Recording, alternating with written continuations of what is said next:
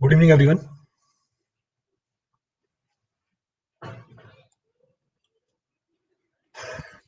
Is audio video clear for all? Audio video clear है सबके लिए?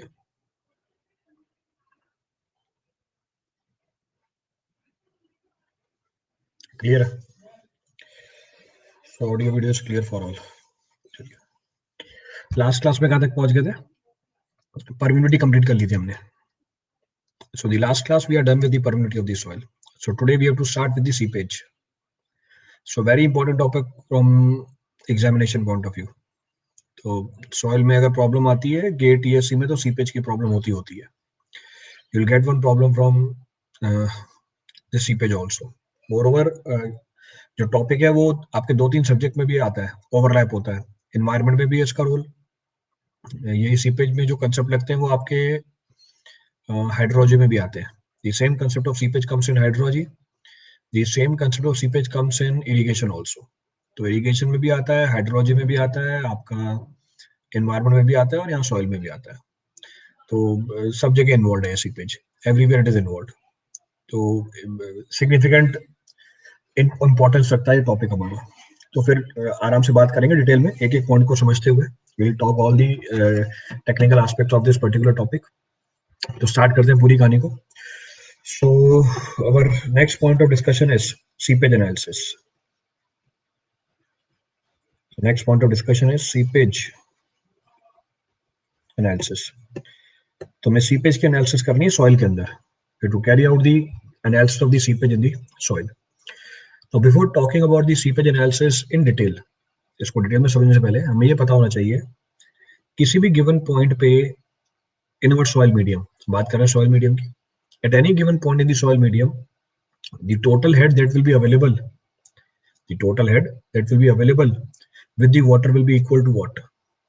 तो जब पानी सीप कर रहा होगा, जब पानी फ्लो कर रहा होगा सॉइल मास में से किसी भी गिवन पॉइंट पे, उसके पास जो एनर्जी होगी या जो हेड होगा, एनर्जी बोल दो हेड बोल दो एक ही बात है, इसमें कौन कौन से कंपोनेंट्स होंगे ये आपको ओसीएफ में बताया था मैंने आपको. तो इसमें पानी के पास होगा एक डेटम हेड, एक होगा प्रेशर हेड और दूसरा होगा kinetic head. So it will consist of datum head, pressure head and kinetic head. तो ये तीन कंपोनेंट्स होते हैं पानी के पास, चाहे वो किसी भी मीडियम में फ्लो करे. पाइप में करते हो तब भी एनालिसिस आती है, सॉइल में करोगे तब भी एनालिसिस आएगी. So at any given point in the soil mass, or you can say in pipe also, where the water is flowing through it, it will have three different components. तो तीन component निकल के आएंगे. तो पहला point तो आपको ये ध्यान रखना है. So when water flows through soil mass, so when water flows through saturated soil mass, जब पानी पास करता है saturated soil mass में से, pass through saturated soil mass, total head का मतलब क्या है? Total energy. The total head means total energy at any point. Total energy at any point consists of the total energy at any point. पहला point क्या है? What is the first point? पहला point है pressure head. So first is pressure head. इसको और क्या नाम दिया था मैंने आपको ओसीएफ में? Pressure head इसको और क्या बोलते हैं? It is also termed as what? जरा बताएगा कोई? It is also termed as what? Piezometric head बोल देते हैं. It is also termed as, और क्या नाम दिया था इसको? ये जो कहा रहे हैं अलग अलग नाम. Hydraulic head. It is also termed as what? Pen गई, इसको रिफ्रेश करना पड़ेगा, नहीं आ पाएगी थोड़े टाइम बाद. हाँ, प्रेशर हेड को और कौन सा हेड बोलते हैं? अच्छा, प्रेशर हेड कौन सा प्रेशर? तीन तरह के प्रेशर बताए थे आपको. प्रेशर भी तीन तरह के बताए थे, hydrostatic pressure, static pressure, dynamic pressure. ये कौन सा प्रेशर है? प्रेशर भी तीन तरह के बता रखे हैं आपको. एक स्टैटिक प्रेशर है, एक हाइड्रोस्टैटिक प्रेशर है, एक डायनेमिक प्रेशर है. ये कौन सा प्रेशर है? ये डायनेमिक प्रेशर है. जब कराया जाता है पीछे वाले लेक्चर देखा तो करो. This is the static pressure under consideration. ये स्टैटिक प्रेशर है. जब हम प्रेशर हेड की बात कर रहे हैं, this is static pressure which is being referred, which is equal to what? ये किसके बराबर होता है? It is equal to level of the water in the piezometer. तो इसको अगर मेजर करना है आपको किसी भी गिवन पॉइंट पे, उसमें पीजोमीटर लगा दो. पीजोमीटर में पानी का लेवल क्या बता देगा आपको? प्रेशर हेड बता देगा. तो ये स्टैटिक प्रेशर भी कहलाता है. It is also termed as static pressure. तो किसी भी गिवन पॉइंट पे जब पानी पास करेगा सैचुरेटेड सॉइल में से, इसके पास तीन कंपोनेंट होंगे टोटल एनर्जी के। पहला होगा pressure head, also termed as static pressure. दूसरा होगा डेटम हेड। डेटम हेड को और क्या नाम दिया था? डेटम हेड को और क्या नाम दिया था? What other nomenclature was given to the datum head? Dynamic बोल दिया था। It was also termed as elevation head. ये हमारा क्या है? हाइड्रोस्टैटिक प्रेशर है। इसी को मैंने हाइड्रोस्टैटिक प्रेशर बोल दिया था वहां पे। This was termed as hydrostatic pressure. तो डेटम हेड बोल दो, एलिवेशन हेड बोल दो। तो second of the component will be termed as datum head और एलिवेशन हेड। प्रेशर हेड कैसे मेजर करते हैं? How to measure the pressure head? height of the water above the concerned point. If you are not able to see the height of the water above the concerned point, then insert the piezometer at that point. कल एक problem भी करी थी आपने परमिटी के ऊपर, तो piezometer में पानी का लेवल क्या बता देगा आपको? प्रेशर हेड बता देगा। उसी तरीके से datum head is equal to what? Datum head is the height और you can say elevation of your concerned point from the reference point. So datum head is the height or elevation of your concerned point from the reference point. Reference point is termed as datum. And we can take any point our datum. हम कोई से भी point को datum मान सकते हैं, उससे कोई फर्क नहीं पड़ेगा। So we can take any point as datum, it hardly matters, इससे कोई फर्क नहीं पड़ेगा। हाँ, डेटम के बदलने से डेटम हेड जरूर बदल जाएगा, but the head loss will come out to be same. When I say कोई फर्क नहीं पड़ेगा किसके ऊपर? हेड लॉस के ऊपर। हाँ, डेटम हेड की वैल्यू चेंज हो जाएगी। If datum head will change, obviously total head will also get change. So if you change your datum head will change, your total head will change, but the energy under which flow is taking place, it will never change, क्योंकि वो datum के ऊपर dependent नहीं होती है। It will not depend upon datum. Next point of reference क्या था? Next point of reference, अभी ये पेन गायब हो गई है, आ गई है? हाँ, आ गई है। Next is velocity head. So next is velocity head. So velocity head, it is also termed as kinetic head. इसको काइनेटिक हेड भी बोलते हैं। इसको हमने जब प्रेशर के टर्म में रिप्रेजेंट किया था, इसको क्या बोल दिया था? डायनेमिक हेड बोल दिया था। तो पहला वाला हेड स्टैटिक हेड है, ये स्टैटिक प्रेशर है। This is hydrostatic pressure, this is dynamic pressure. Clear है चीज? तो किसी भी गिवन पॉइंट पे पानी के पास तीन अलग अलग कंपोनेंट हो गए एनर्जी के, pressure, datum and kinetic.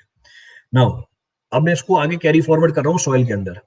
In case of the soil, since flow is insignificant, ये जनरल बात थी, अब सॉइल की बात कर रहे हैं। Since in case of the soil the flow is insignificant, kinetic head comes out to be negligible. Kinetic head negligible निकल के आता है, तो हम उसको नेग्लेक्ट कर देते हैं। So in case of the soil, I'll not be considering kinetic head in total head. But if we talk in general, kinetic head is the part of total head. Kinetic head part है total head का। तो soil के अंदर जब मैं ये बोलूं total head is equal to pressure head plus datum head, आज के बाद कोई ये नहीं बोलेगा कि सर आपने kinetic head क्यों नहीं लिया। So water is flowing through the soil, तो obviously पहली चीज दिमाग में आती है kinetic head लो। लेना भी चाहिए और लेते भी हैं, पर अगर उसको ले ले हम कैलकुलेशन में, कोई फर्क नहीं पड़ेगा, क्योंकि इसका मैग्नीट्यूड इतना छोटा निकल के आता है। क्यों कम निकल के आता है? क्योंकि वेलोसिटी बहुत छोटी होती है सॉइल के अंदर। पर अगर यही मीडियम सॉइल की जगह पाइप हो जाए, the magnitude of velocity head और kinetic head comes out to be huge. Hence, we have to consider that value also. But for now, I'll not be considering kinetic head or velocity head in the analysis of the soil. Clear है चीज? तो ये पहली चीज दिमाग में आती है, पानी स्वीप कर रहा है, पानी फ्लो कर रहा है, पर फ्लो के टाइम पे जो एनर्जी है वो कंसीडर नहीं कर रहे हो। क्यों? क्योंकि बाकी जो एनर्जी से क्या है वो बहुत ही छोटी है। कोई सा पॉइंट रिपीट करना उसके अंदर, तो उसको मैं नोट करके मेंशन कर लेता हूँ। I am referring this point in the form of a note. क्या है हमारा पॉइंट? ये पॉइंट क्या बोल रहा है? This point says what? This point says flow through soil, flow through soil mass, flow through soil mass is considerably very less, considerably very less. Hence, velocity head is not considered. इसलिए velocity head को हम consider करते ही नहीं है। So velocity head will be neglected. So total head at any point will be equal to what? तो soil में total head किसके बराबर होगा? Hence, total head at any point will be equal to what? So total head at any point will consist of what? It will consist of what? Hence, total head at any point consists of what? Any point consists of datum and pressure head only. Datum and pressure head only. अब बताओ coincidentally ये किसके बराबर आ गया? Coincidentally, this total head comes out to be equal to what? So coincidentally this total head comes out to be equal to hydraulic head. ये हमारे hydraulic head के बराबर निकल के आ जाता है, because hydraulic head means what, hydraulic head का मतलब क्या होता है? So hydraulic head means what? So it is datum head plus pressure head. Hydraulic head means summation of datum head and pressure head. तो हाइड्रोलिक हेड का मतलब होता है summation of datum head and pressure head, but in case of soil total head comes out to be equal to hydraulic head. तो अगर मैं कई बार total head बोल दूं तब भी हाइड्रोलिक हेड मतलब है, कई बार मैं हाइड्रोलिक हेड बोल दूं तो उसका मतलब भी टोटल हेड है, तो कंफ्यूज मत होना. बट जैसे ही आप सॉइल के अलावा कोई और मीडियम लोगे, total head will not be equal to hydraulic head. और आपके सामने लाइव एग्जांपल है, अभी कर रहे हो आप OCF. In OCF you are referring this entire point. हम डिस्कस करते हैं total energy line is above the hydraulic gradient line, below the hydraulic gradient line. Discuss in open channel flow कि टोटल एनर्जी लाइन क्या होती है, hydraulic gradient line के ऊपर होती है. इसका मतलब क्या हुआ, टोटल एनर्जी और हाइड्रोलिक एनर्जी क्या डिफरेंट है वहां पे. रीजन बीइंग टोटल एनर्जी में और क्या जुड़ जाएगी, काइनेटिक एनर्जी भी जुड़ जाएगी. In total energy kinetic energy will also be included. But in case of soil since kinetic energy is not considered, so total head is equal to hydraulic head. Clear है कहानी? Repeat करना है इसमें तो कुछ भी. अब any point to be refer from this for anyone?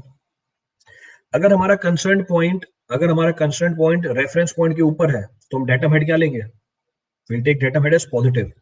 If our concerned point is below the datum, means reference point, it will be taken as negative. So if our concerned point is above the datum, it will be positive datum head. If our concerned point is below the datum, it will be negative datum head. Pressure head will be equal to level of the water in the piezometer. तो वो पानी के level के बराबर होगा जो piezometer में निकल के आता है. If I measure the level of the water in the piezometer from datum, it will give you what? If I measure the level of the water in the piezometer from datum, it will give you what? If I measure the level of the water in the piezometer from the datum, it will give you what? It will give you total head. वो आपको hydraulic head या total head कुछ भी बोल सकते हो. Soil के अंदर क्या बोल सकता हूँ, टोटल हेड. तो what ever I will be discussing will be valid for soil only. अभी ये टॉपिक चल रहा है तो मैं सॉइल की बात करूंगा. तो if I measure the level of the water in the piezometer, और इसको बताने के लिए कल एक सवाल भी कराया था मैंने आपको. तो ये चीज मैंने क्लियर करने के लिए कल ही एक प्रॉब्लम कराई है आपको. Yesterday only I discuss this problem. फिर से इसको समझने के लिए एग्जांपल ले लो. For understanding point of view take an example. Let's suppose this is the case. ये केस है हमारा.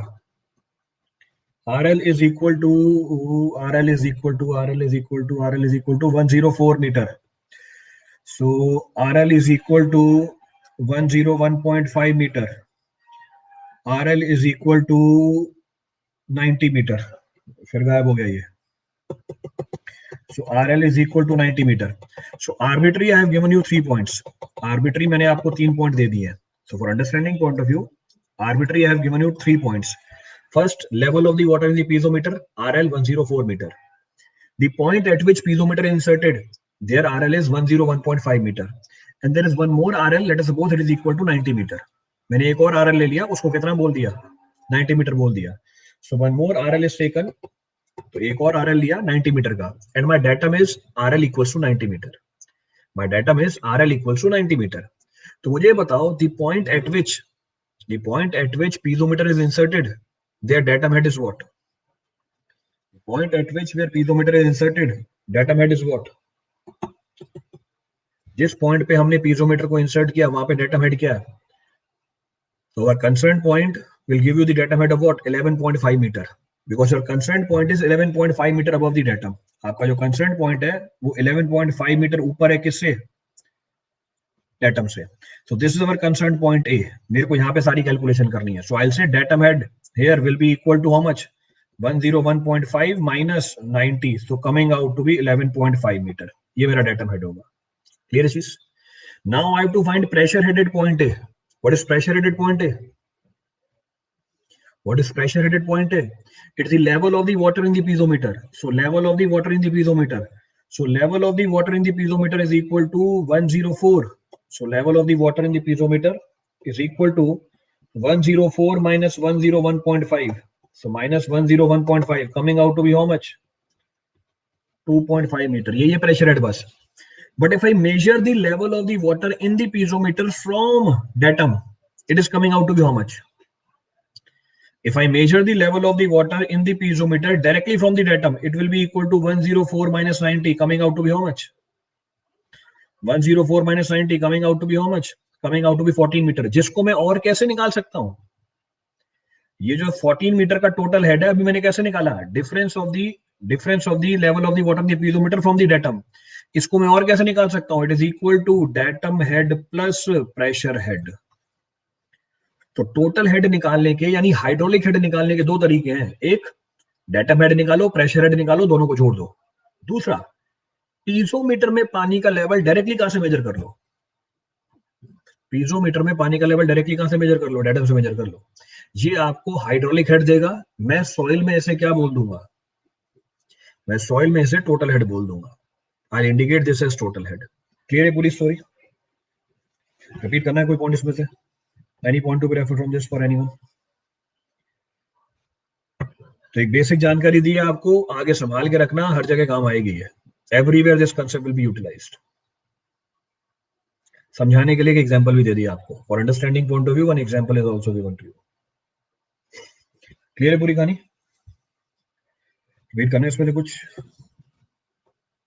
ए पॉइंट रेफरेंस पॉइंट है। ए पॉइंट रेफरेंस पॉइंट नहीं है, ये है मेरा रेफरेंस पॉइंट। तो रेफरेंस मतलब डेटम होता है। ए पॉइंट मेरा कंसर्न पॉइंट है, जहां पर मैं ये सारी कैलकुलेशन कर रहा हूं। Where all this calculations are required. A point पे डेटम हेड चाहिए, ए पॉइंट पे प्रेशर हेड चाहिए, ए पॉइंट पे टोटल हेड चाहिए। तो ये मेरा रेफरेंस पॉइंट नहीं है, ये मेरा कंसर्न पॉइंट है, where all these energies are required. Reference point is R L equals to 90 metre, जिसको हम डेटम बोलते हैं। क्लियर यहां तक की स्टोरी? कोई सा भी स्टेप रिपीट करना उसमें से? Any of the step to be repeated from this? चलिए, अभी तो मैंने बस एक बेसिक सा एग्जांपल बताया आपको। अब इस पूरी पिक्चर को समझने के लिए एक ऐसा एग्जांपल लेते हैं जिसमें सारे पैरामीटर इंक्लूडेड हो, in which all the parameters are included. Now refer the situation. Refer the situation. This is the soil sample. ये सॉइल सैंपल है हमारा। So to understand the entire story, जिसके ऊपर एक्चुअल आपको प्रॉब्लम्स मिलेंगे, तो वही चीज हम एग्जांपल के फॉर्म में ले लेते हैं। So let's suppose this is our soil sample. ये हमारा सॉइल सैंपल है through which water is flowing. So this is our soil sample through which water is flowing. ये हमारा सॉइल का सैंपल है जिसमें पानी फ्लो कर रहा है। So sample of the soil through which water is flowing. Piezometer insert किए, vertical line, this is horizontal, so piezometer. So this is one piezometer. तो एक पीजोमीटर ये है। This is our central axis. Then one more piezometer, vertical, then horizontal, vertical and horizontal. So one more piezometer is shown. एक और point consider किया, एक और piezometer दिखा दिया आपको। So one more piezometer is being shown to you. तो सारा डायग्राम स्केल पे बन रहा है। The entire diagram I am showing on the scale only. So पूरा का पूरा डायग्राम स्केल पे चल रहा है।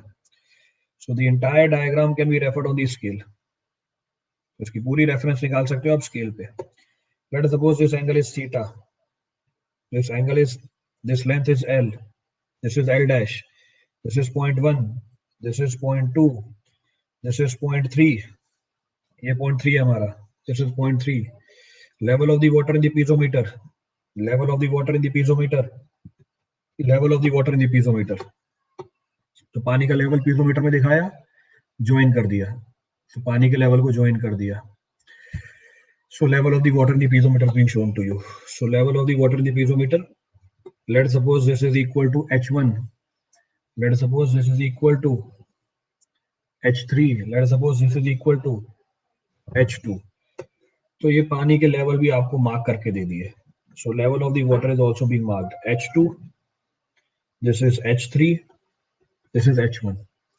तो H2, H3, H1 दे दिया। नेक्स्ट रेफरेंस पॉइंट, ये हमारा रेफरेंस पॉइंट। किसको रेफरेंस मानते हैं? Which point is taken as reference point? अभी बताया भी था पीछे। हम किस पॉइंट को रेफरेंस पॉइंट मान के चलते हैं in general? Which point is taken as reference point in general? Tail water level or downstream water level is taken as what? Reference point. So tail water level or downstream water level is taken as reference point. ये हमारा reference point है. So this is our reference point. अगर ये हमारा reference point है, फिर हमने mark की datum. So datum मार्क करके दे दिया आपको. So let us suppose datum is also being marked. ये हमारा reference point है ये हमारा रेफरेंस पॉइंट है, रेफरेंस पॉइंट से ऊपर है डेटम, तो आपको सारे पॉइंट्स भी मार्क करके दे दिए। नाउ चेक दी पैरामीटर्स और मेरे को सारी बातें बताओ, जो भी पीछे डिस्कस किया उसको अप्लाई करके बताओ। This is point 3, so this is Z3, this is Z1, this is Z2। All the points are being marked, सारे पॉइंट मार्क कर रखे हैं मैंने रेफरेंस पॉइंट के साथ साथ। अब मैंने 3 पॉइंट कंसीडर किए हैं, 1 2 3 in the soil mass. I have considered 3 point in the soil mass. मेरे को सारे हेड कैलकुलेट करके बताओ। All the heads are to be calculated. कौन कौन से हेड कैलकुलेट करने हैं? So I have to calculate different heads. So first head, pressure head. So first head, pressure head, HW. Then we have datum head. फिर मेरे पास है datum head, Z. Then I have total head. Total head, capital H. Point कौन कौन से हैं? Point है A, इसको मैं बोल देता हूँ लेट सपोज 1। पॉइंट है हमारे पास 2, पॉइंट है हमारे पास 3। चलिए स्टार्ट करते हैं एक एक करके। Point 1, at point 1 what is datum head? At point 1 what is datum head? Parth Yadav, बहुत बढ़िया, गजब datum head बताया है। At point 1 what is datum head? ये देखो रोहित, H2, ये datum head है। At point 1 what is datum head? ये देखो मोहित, संजीव, बाकी सब सही बता रहे हैं। पॉइंट 1 पे datum head, मेरा अभी कंसर्न पॉइंट datum से नीचे है तो माइनस साइन लगता है, datum head नेगेटिव है, तो datum head at point 1 this will be equal to minus Z1। ये है datum head हमारा। Then pressure head is equal to level of the water above the concern point. Measure करने का तरीका, it is the level of the water in the piezometer. Level of the water in the piezometer at point 1 is directly being shown, it is equal to H1। तो ये H1। Total head कैसे निकाले? Datum head plus pressure head, datum head plus pressure head, H1 minus Z1। This is the total head at point 1। ये total head है हमारा point 1 पे, तो H1 minus Z1, ये टोटल हेड की value आ गई। H1 में से Z1 घटा दो, क्या मिल जाएगा आपको? टोटल हेड मिल जाएगा। क्लियर है चीज? रिपीट करना है इसमें से कुछ? तो अगर मुझे टोटल हेड बताना हो यहाँ पे, if I have to show total head, ये टोटल हेड है पॉइंट 1 पे, जो रेड कलर का दिखा रखा है आपको। This is total head at point 1। Clear है? आ जाओ पॉइंट 2 पे। Come to point 2। So point 2, point 2 what is pressure head at point 2? What is pressure head at point 2? Level of the water in the piezometer at point 2, it is equal to H2। So H2, ये कौन है zero वाला? Pin 2। Pressure head zero हो गया point 2 पे, बहुत बढ़िया। What is datum head at point 2? What is datum head at point 2? Point 2 पे datum head at point 2 what is datum head? Concerned point की दूरी from reference is termed as datum head, क्योंकि concerned point datum के नीचे है, it will be minus Z2। So it will be equal to minus Z2, so minus Z2। Total head will be equal to what? Total head is equal to pressure head plus datum head, जो हमारे case में zero है। क्यों हमारे case में zero है? क्योंकि H2 की वैल्यू किसके बराबर है? H2 की वैल्यू किसके बराबर है? Z2 के बराबर है। तो अगर मुझे टोटल हेड दिखाना हो पॉइंट 2 पे, कितना है टोटल हेड पॉइंट 2 पे? अगर मुझे टोटल हेड दिखाना हो पॉइंट 2 पे, कितना है टोटल हेड पॉइंट 2 पे? ये रेड कलर की लाइन दिखा दी आपको, जीरो है ही नहीं कुछ टोटल हेड। जो टोटल हेड है पॉइंट 2 पे वो कितना है? जीरो। तो आउट कैन बी शो, वो दिखा दिया आपको डायरेक्टली, तो रेड कलर की लाइन बना के दिखा रखी है, इट इज जीरो। चलो पॉइंट 3 पे आ गए। पॉइंट 3 पे आ गए, pressure headed point 3। Pressure headed point 3, it is equal to level of the water in the piezometer. Level of the water in the piezometer, how much? It is equal to H3. Then point 3 datum head. At point 3 datum head, concerned point से concerned point की दूरी हमारे reference point से datum कहलाती है। Distance of the concerned point from the reference point is known as datum. Since datum is below, reference point is above it. ऐसा ही है, यही चीज है हमारी। datum नीचे है, concerned point ऊपर है, इसका मतलब क्या हुआ? It will be termed as minus Z3. Total head will be how much? S3 minus Z3.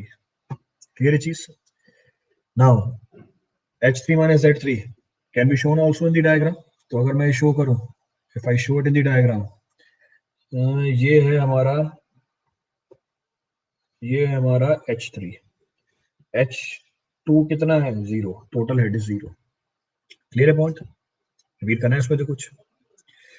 So what is the total head under which flow is taking place? What is the total head under which flow is taking place from point 1 to point 2? इसका मतलब जब पानी 1 से लेके 2 पे आया कितनी energy खर्च कर दी? तो either you can say head loss or you can say head under which flow is taking place. तो दोनों में से कुछ भी बोल सकते हो. Can be referred by any nomenclature. So I can say head loss. So head loss or head under which. So head loss or head under which. Or head under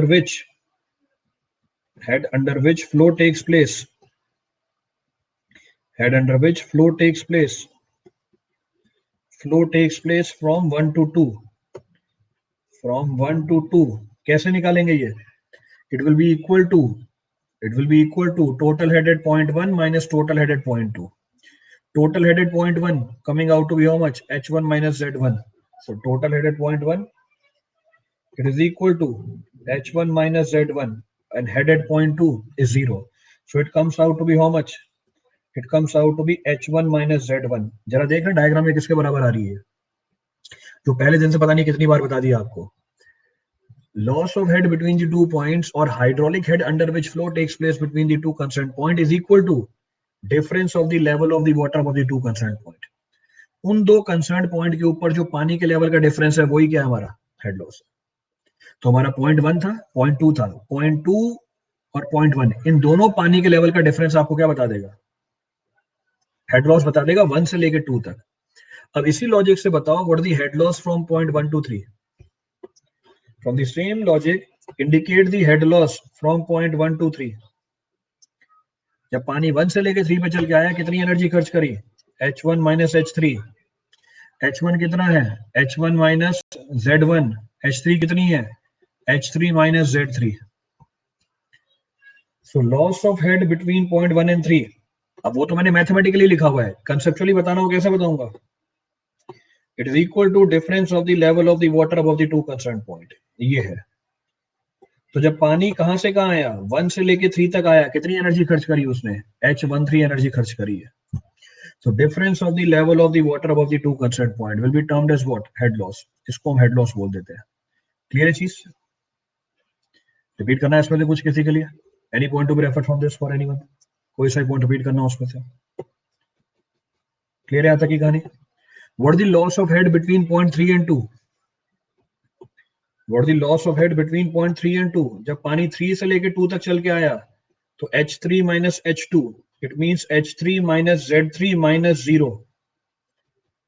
यही है H3 minus Z3 minus 0. So difference of the level of the water above the 2 concerned point. This is the loss of energy from point 3 to point 2. Clear है पूरी story?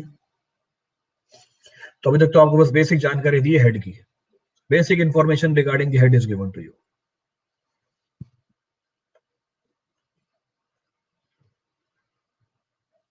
Clear है सारे points? कोई सा भी point repeat करना उसमें से.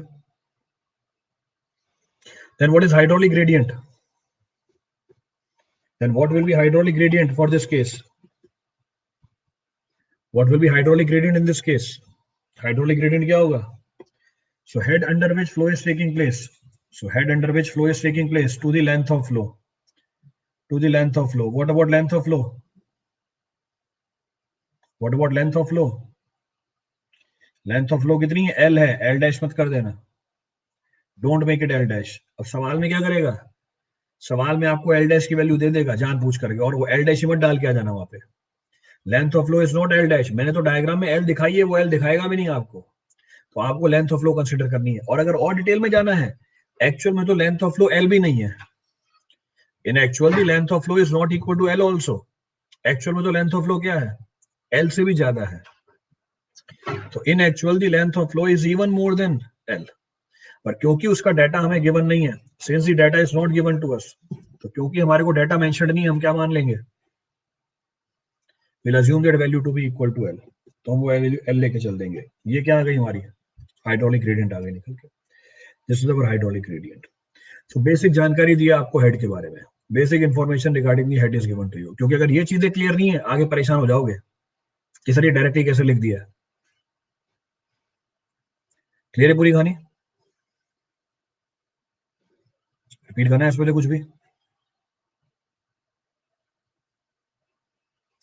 शो H12, ये शो तो कर रखा है H12, बाकी क्या दिखा रखा है? ये तो H12, सबसे पहले ये दिखाया था,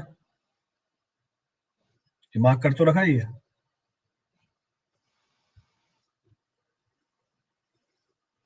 क्लियर है पूरी कहानी? चलिए, now will come to the seepage. अब हम एंटर करते हैं सीपेज के अंदर। So next of the point of reference is seepage pressure. Next of the point of reference is seepage pressure.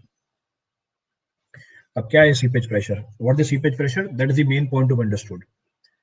Now when the water flows through the saturated soil mass, जब पानी flow करता है saturated soil मास में से, जैसे example लेते हैं, take an example, this is how the water is flowing. अब समझाने के लिए मैंने आपको ये केस बना के दिखा दिया। For understanding point of view I have shown this case. तो ये हमारा सॉइल का सैंपल है, this is our soil sample through which water is passing. This is our soil sample जिसमें से पानी पास कर रहा है, so water is passing through it. So we have to understand what is being termed as seepage pressure.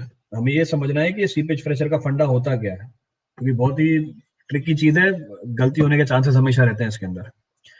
Now when the water passes through saturated soil मास, ये हमारी saturated soil है, degree of saturation 1 है यहाँ पे, so degree of saturation is 1। मैंने आपको flow channel दिखा रखे हैं, फ्लो चैनल क्या होता है आगे देखेंगे। So the water will pass through the saturated soil mass, it exerts the pressure over the soil solid. जब पानी पास करता है सॉइल में से जो सैचुरेटेड है, वो प्रेशर एक्सर्ट करता है सॉइल के सॉलिड के ऊपर by the virtue of the frictional drag. अभी मैंने टेक्निकली बोल दिया, by the virtue of frictional drag. इस बात को समझने के लिए मुझे बताओ, जब भी कोई फ्लूइड किसी मीडियम में से पास करता है, मीडियम उसे क्या ऑफर करता है? जब भी कोई फ्लूइड किसी मीडियम में से पास करता है, मीडियम उसको क्या ऑफर करता है? रेजिस्टेंस ऑफर करता है। मीडियम उसको क्या ऑफर करता है? रेजिस्टेंस ऑफर करता है, जिसको हम क्या बोलते हैं? फ्रिक्शन ही तो बोलते हैं। इसका मतलब मीडियम रेजिस्टेंस ऑफर करता है किसके ऊपर? फ्लूइड के ऊपर। और वही रेजिस्टेंस फ्लूइड किसके ऊपर ऑफर करता है?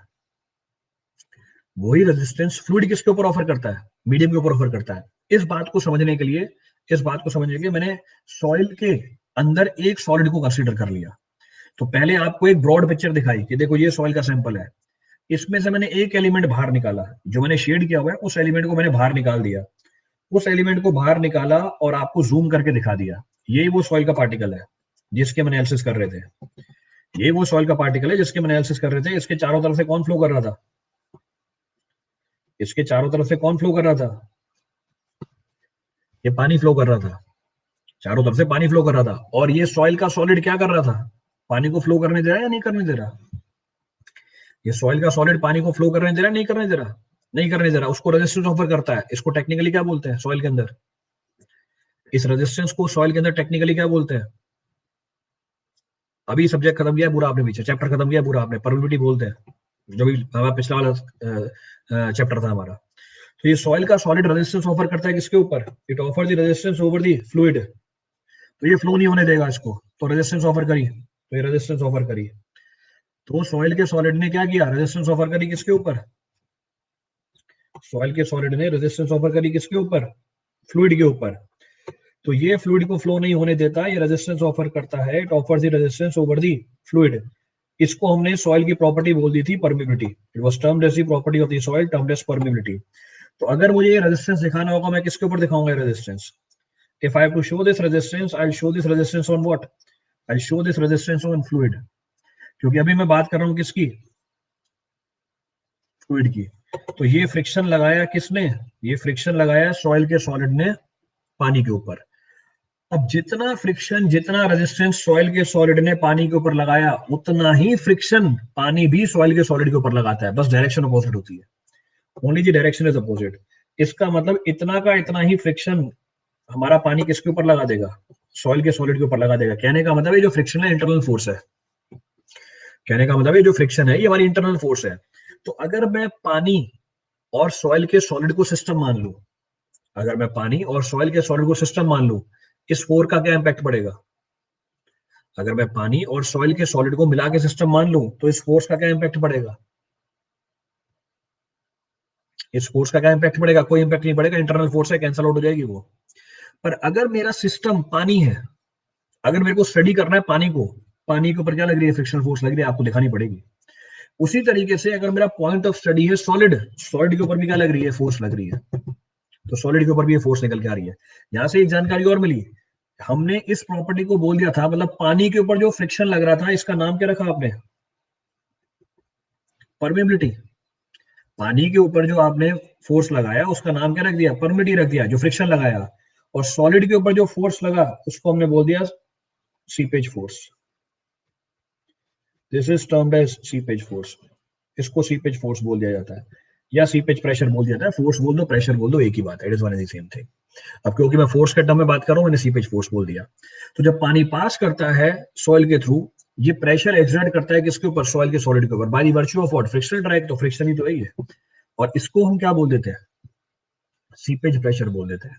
तो वो फोर्स, वो प्रेशर जो पानी ने अप्लाई किया सॉइल के सॉलिड के ऊपर जब वो सीप कर रहा था, तो हम क्या बोलेंगे? सीपेज प्रेशर बोलेंगे। पर अगर पानी स्टेशनरी हो तो, अगर पानी स्टेशनरी है, कितना फ्रिक्शन है दोनों के बीच में?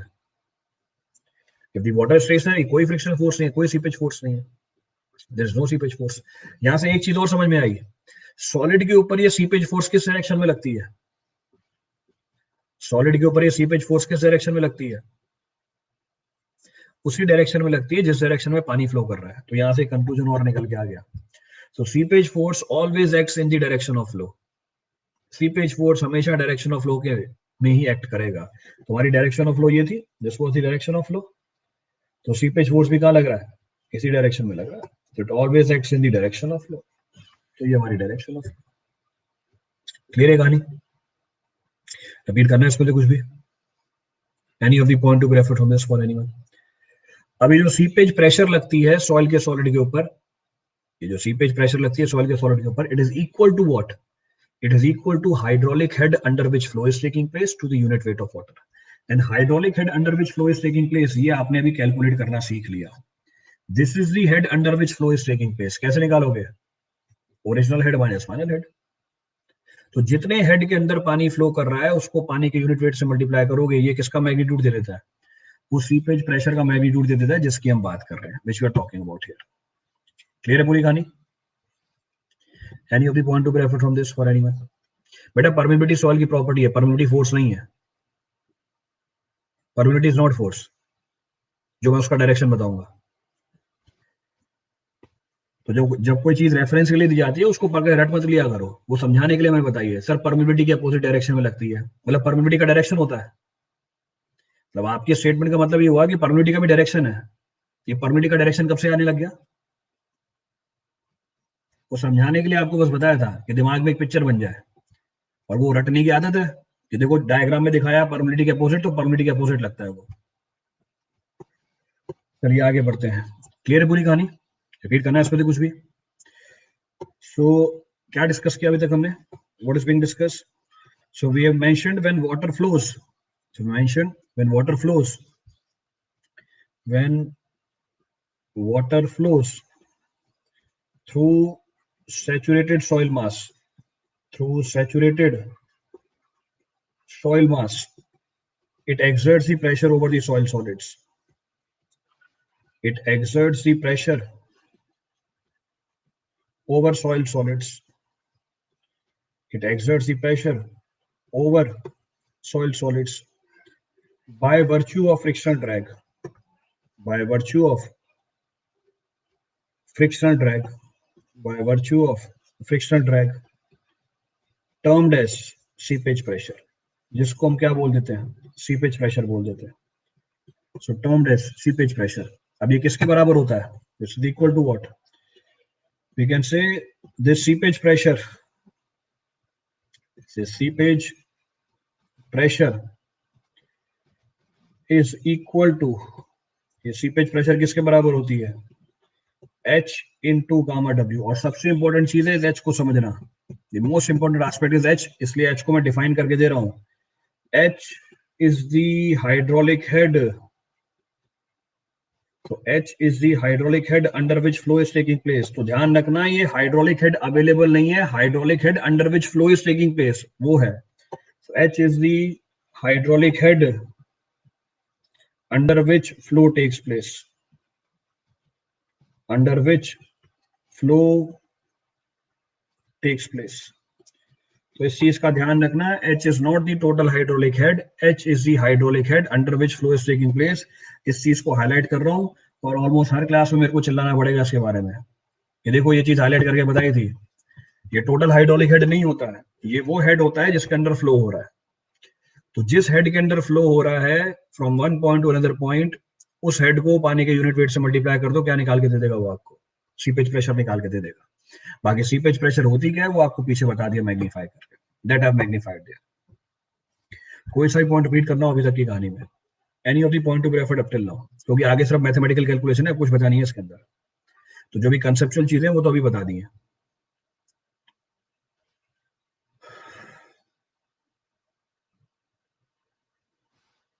क्लियर है पूरी story?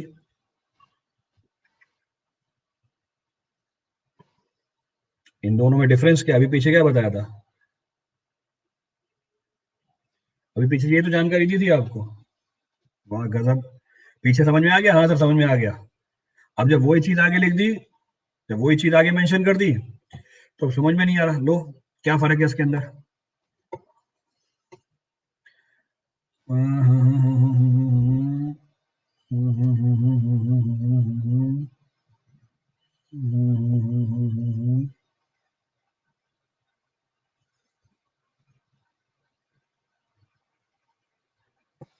What is hydraulic headed point A?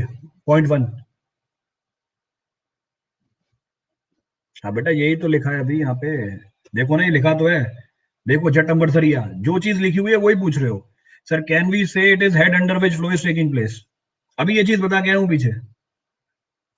अभी ये चीज बता के आया हूँ पीछे और फिर वही पूछ रहे हो. सर कैन वी से it is the head under which flow is taking place. तो अभी क्या बताया था यहाँ पे? आधा घंटा भी इसी में तो बर्बाद किया था पीछे मैंने. What is the hydraulic headed point one? Point one पे हाइड्रोलिक हेड कितना है? It is 10 centimetre. तो ये होता है हाइड्रोलिक हेड. 10 सेंटीमीटर है वहां पे. पानी पॉइंट वन से थ्री पे आया. पानी वन पॉइंट वन से पॉइंट थ्री पे आया. What is the hydraulic head under which water is flowing from point one to point three? What is the hydraulic head under which water is flowing from point one to point three? ये 3 centimetre है. तो फर्क है दोनों में दिन रात का. तो पॉइंट वन पे हाइड्रोलिक हेड तो 10 सेंटीमीटर था, पर वो हेड जिसके अंदर पानी फ्लो किया वन से लेके थ्री तक, वो तो 3 सेंटीमीटर ही है. तो सीपेज प्रेशर क्या है? 3 centimetre into gamma W. Seepage pressure 10 into gamma W नहीं है. तो फर्क है दोनों बातों के अंदर. पर अब हमेशा देखना, 99.9999% गलती यही करके आ जाओगे. अभी तो हाँ बोल दिया, समझ में आ गया. अभी देखना आगे कितनी बार पूछते हो यही चीज. तो वो स्मॉल एच का मतलब क्या है? वो हेड जिसके अंदर फ्लो हो रहा है. स्मॉल एच का मतलब ये नहीं है कितना हेड अवेलेबल है. I am not concern with the head available, I am concern with the head under which flow is taking place. Clear है पूरी कहानी? रिपीट करना है इसमें से कुछ भी? देखो फिर से फालतू की बात कर रहे हो. How seepage force is insignificant when velocity of the flow through the soil is very less. मतलब सीपेज फोर्स को मैं वेलोसिटी से कंपेयर कर रहा हूं. कैसे कंपेयर करूं मैं इन दोनों को?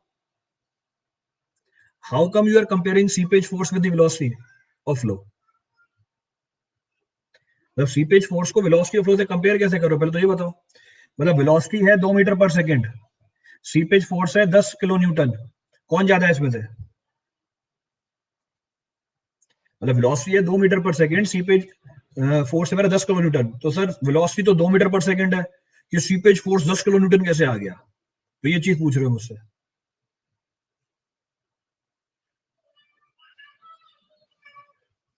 कैसे कंपेयर कर रहे हो वेलोसिटी और फोर्स को? ये जो मेरा हेड था वेलोसिटी हेड, इस मैंने वेलोसिटी हेड को किससे कंपेयर किया था? मैंने वेलोसिटी हेड को किससे कंपेयर किया था? I have compared velocity head with which head? और फिर वो कंपैरिजन के बाद मैंने इसे नेग्लेक्ट कर दिया था. मैंने वेलोसिटी हेड को बाकी दोनों हेड से कंपेयर किया था, किसी फोर्स से कंपेयर नहीं किया था. मैंने ये बोला था कि वेलोसिटी हेड डेटम हेड और प्रेशर हेड से छोटा होता है, इसलिए मैं वेलोसिटी हेड को इन दोनों के सामने नेग्लेक्ट कर रहा हूं. ये मेरा पॉइंट ऑफ डिस्कशन था. This was my point of discussion. तो इसको तो मैंने नेग्लेक्ट कर दिया. किसके अंदर? इस बात को समझने के लिए एग्जांपल ले लेते हैं. तो ये दिक्कतें इसलिए आती हैं क्योंकि शुरू से ही आदत है नहीं ढंग से पढ़ने की, फालतू की चीजें करने की आदत है, तो इसलिए रिजल्ट निकल के आता है। डेटम हेड है हमारा 100 यूनिट 100 मीटर, प्रेशर हेड है हमारा 80 मीटर, काइनेटिक हेड है हमारी v²/2g, काइनेटिक हेड है 0.1 मीटर, ये हमारी काइनेटिक हेड है। इस काइनेटिक हेड की वजह से सीपेज प्रेशर निकल के आ रही है, इस काइनेटिक हेड की वजह से जो सीपेज प्रेशर निकल के आ रही है वो निकल के आ रही है 100 किलो न्यूटन। इन दोनों की वजह से तो और कोई फोर्स लगता ही नहीं है, there is no other force. ये मेरी है हेड यानी energy involve in the water, ये मेरे हैं फोर्सेस। एक और फोर्स बता रहा हूं मैं, पानी का वेट, और एक और फोर्स बता रहा हूं मैं आपको, सॉइल के सॉलिड का वेट। पानी का वेट, पानी का वेट है 80 किलो न्यूटन, सॉइल के सॉलिड का वेट 200 किलो न्यूटन। और पानी का वेट और सॉइल के सॉलिड का वेट का, सॉइल के सॉलिड के वेट का इन दोनों हेड से कोई लेना देना नहीं है, it has nothing to do with it.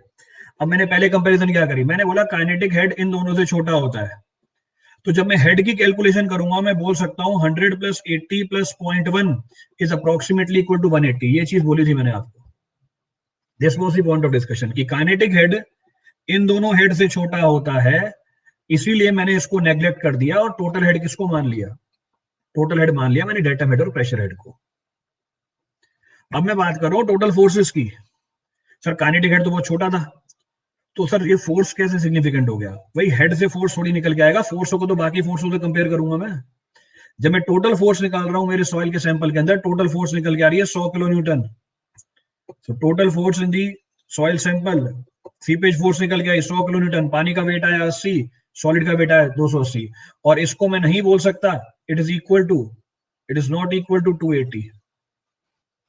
तो सीपेज फोर्स वो थोड़ी ना इनसिग्निफिकेंट है इनके सामने, वो सिग्निफिकेंट वैल्यू रखता है, और इसका हमारे वेलोसिटी हेड से कोई लेने देना नहीं है, it has nothing to do with the velocity head. इधर वेलोसिटी हेड तो बहुत छोटा है सर, सीपेज प्रेशर कैसे सिग्निफिकेंट आ गया? रिपीट करना है इसमें से कुछ भी? Any want to refer from this for anyone? So अभी हमने बात करी सीपेज प्रेशर की, here we were talking about seepage pressure. तो सीपेज प्रेशर किसके बराबर है? सीपेज प्रेशर बराबर है hydraulic head under which flow is taking place into unit weight of water. What about hydraulic gradient, ये किसके बराबर होती है? अभी पीछे लिखा था, hydraulic gradient is equal to hydraulic head under which flow is taking place to the length of flow. इसका मतलब head under which flow is taking place can be written as hydraulic gradient into length of flow. तो वो head जिसके अंदर flow हो रहा है, या जिसको मैं हेड लॉस भी बोल सकता हूं, it is equal to hydraulic gradient into length of flow. Replace कर दो ऊपर, so we can say seepage pressure is equal to what? Seepage pressure is equal to I into L into gamma W। तो ये भी एक तरीका है seepage pressure को लिखने का, ये भी एक तरीका है सीपेज प्रेशर को लिखने का। This is also one of the method to write the seepage pressure. कोई सा पॉइंट रिपीट करना उसमें से? Any point to refer from this for anyone? Clear है पूरी story? If I know seepage pressure can you calculate the seepage force? अगर मुझे seepage pressure पता है, अब मुझे सीपेज फोर्स निकालना है, I have to calculate the seepage force. कैसे निकालूं सीपेज फोर्स को? So I know the value of seepage pressure. I have to calculate the value of seepage force. Can you calculate seepage force? कैसे निकालूं? Multiply कर दो किससे? तो seepage pressure into area of flow, तो multiply कर दिया एरिया से। अब ये एरिया मुझे किसका लेना चाहिए था? फिर से एक छोटा सा कंसेप्ट जो कहीं नहीं मिलेगा, पर बचपन से पढ़ते आ रहे हो, जब से होश संभाले होंगे ये चीजें बताई जाती होंगी आपको। मुझे फोर्स निकालना था, मैंने प्रेशर को मल्टीप्लाई कर दिया एरिया से। कौन सा एरिया? देखो दूसरा आ गया, वॉइड का एरिया है, मतलब ये प्रेशर वॉइड के ऊपर लग रहा है। क्यों? क्योंकि परमिबिलिटी तो वॉइड का एरिया लिया था हमने पानी के फ्लो करने का, तो यहाँ पर भी किसका एरिया? वॉइड का एरिया। क्या करें अब? ये फोर्स किसके ऊपर लग रहा है? ये फोर्स किसके ऊपर लग रहा है? ये फोर्स सॉइल के सॉलिड के ऊपर लग रहा है, बना के भी दिखाया डायग्राम के अंदर इतना बड़ा बड़ा। This force is acting over the soil solid, solid के पार्टिकल के ऊपर लग रहा है। तो मुझे कौन सा एरिया लेना है? मुझे सॉइल के सॉलिड का पार्टिकल का एरिया लेना है, पर कौन सा एरिया? प्रोजेक्टेड एरिया लेना है। What is the projected area of the soil solid? अब अगर मुझे प्रोजेक्टेड एरिया लेना है सॉइल सॉलिड का, चेक करो अब इसे, check what is the projected area of the soil solid. तो I have to consider the projected area of the soil solid. तो मुझे सॉइल के सॉलिड का प्रोजेक्टेड एरिया लेना है। अब एग्जैक्टली तो मेरे से डायग्राम बनेगा नहीं, पर फिर भी आपको बात समझ में आ जाएगी इससे। You will be able to understand the entire story. तो मुझे ये सॉइल के सॉलिड का प्रोजेक्टेड एरिया लेना है। I have to take the projected area of the soil solid. तो प्रोजेक्टेड एरिया क्या होगा सॉइल के सॉलिड का? What will be the projected area of the soil solid? तो प्रोजेक्टेड एरिया लेना है। ये सॉइल का सॉलिड है, इसका प्रोजेक्टेड एरिया, ये इसका प्रोजेक्टेड एरिया। दूसरा सॉइल सॉलिड, इसका प्रोजेक्टेड एरिया, ये प्रोजेक्टेड एरिया। तीसरा सॉइल सॉलिड, ये इसका projected area. This is the projected area. तो मैंने सॉइल के सॉलिड का प्रोजेक्टेड एरिया लिया। जब मैंने सारे सॉइल के सॉलिड का प्रोजेक्टेड एरिया लिया, ये किसके बराबर निकल के आया? जब मैंने सारे सॉइल के सॉलिड का प्रोजेक्टेड एरिया लिया, ये किसके बराबर निकल के आया? सॉइल का ही क्रॉस सेक्शन एरिया निकल के आ गया। It comes out to be the cross section area of the soil. तो वो एक कोइंसिडेंस है कि ये cross section area of soil के बराबर आ गया है, पर एक्चुअल में क्या है वो चीज? इन actual it is the projected area of the soil solid, क्योंकि हम हमारे पार्टिकल को स्फेरिकल मान लेते हैं for simplicity in calculation. Clear है पूरी कहानी? रिपीट करना है इसमें कुछ भी? Any of the point to be refer from this? So seepage pressure is equal to ILA into gamma W। ये हमारा क्या आ गया? सीपेज फोर्स निकल के आ गया। What is area of the soil into length of the soil? यही था, एरिया इंटू लेंथ। क्या लिख सकते हैं इसको? इसको हम वॉल्यूम लिख सकते हैं। सो I into volume into gamma W, ये हमारा सीपेज फोर्स निकल के आ गया। This is our seepage force. Clear है पूरी कहानी? रिपीट करना है इसके लिए कुछ भी?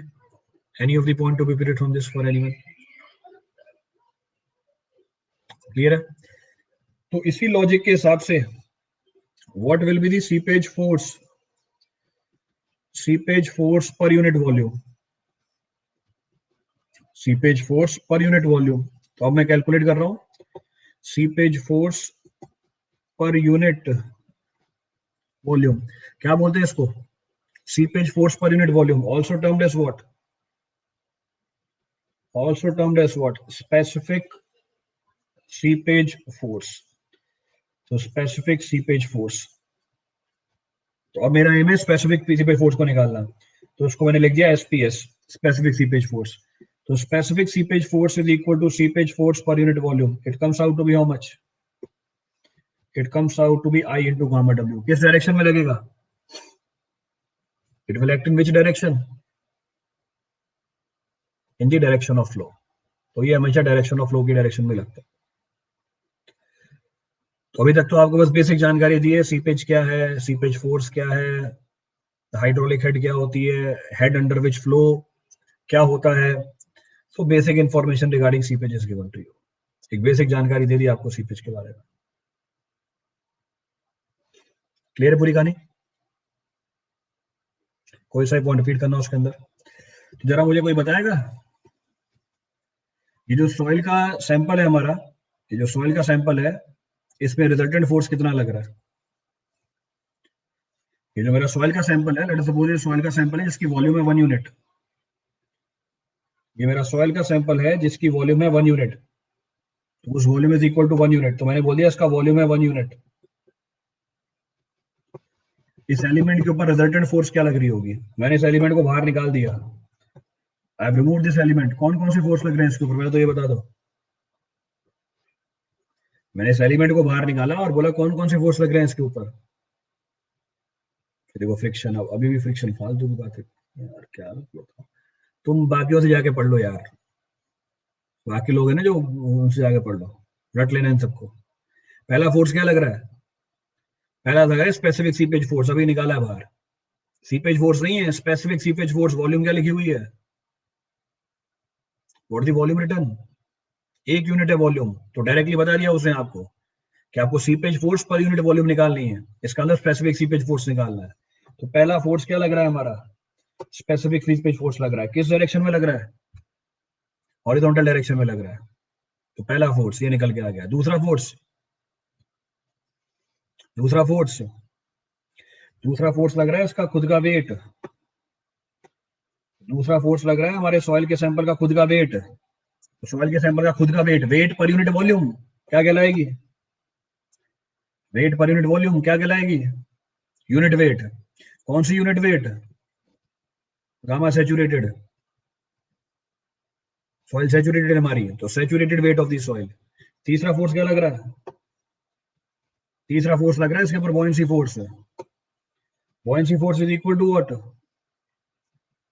Buoyancy force is equal to what? Weight of the water displaced by the weight of the water displaced by this element, जिसका वॉल्यूम इस एलिमेंट के बराबर ही है। तो पानी का weight will be equal to पानी का volume into unit weight of पानी, और पानी का वॉल्यूम कितना होगा? 1 यूनिट होगा। This will be equal to gamma W. तो ये हमारा गामा डब्ल्यू निकल के आ गया। इसका मतलब रिजल्टेंट कितना लग रहा है इसके ऊपर? इसका मतलब जो रिजल्टेंट फोर्स लग रही है वो ये लग रही है। This is the resultant force which is acting on this element. ये ऑब्जेक्टिव बन गया आपका। स्टैंडर्ड सवाल है, पता नहीं कितनी बार पूछते हैं, और आधे क्या 90% लोग गलत करके आते हैं इसे। So this is the resultant force acting on it. तो जब रिजल्टेंट फोर्स निकालूंगा क्या होगा? Resultant force will be equal to specific seepage force का whole square plus gamma saturated minus gamma W. मैं डायरेक्टली लिख रहा हूं उसे, gamma saturated minus gamma W मतलब गामा समर्ज्ड का होल स्क्वायर। फिर ये बोलते सर गामा सैचुरेटेड लेंगे या गामा समझ लेंगे? सर कभी गामा सैचुरेटेड ले लेता है, कभी गामा समझ ले लेते हैं। सर कैसे ले लेते हैं ये? वो डायरेक्टली लिख दिया गामा समझ, बस कैसे लिखा उसका लॉजिक आपको बता दिया। That information is given to you. तो ये टोटल फोर्स लग रही है हमारे उस एलिमेंट के ऊपर। तो मैंने जो 1 यूनिट वॉल्यूम निकाला सॉइल का, उसके ऊपर ये सारे फोर्सेस लग रहे थे। These are the forces acting over it. Clear है पूरी स्टोरी? रिपीट करना है कोई पॉइंट इसमें से? चलिए बाकी कल करते हैं, rest will discuss tomorrow. We are done with today's class, then will be discussing tomorrow. बाकी कल कर लेंगे।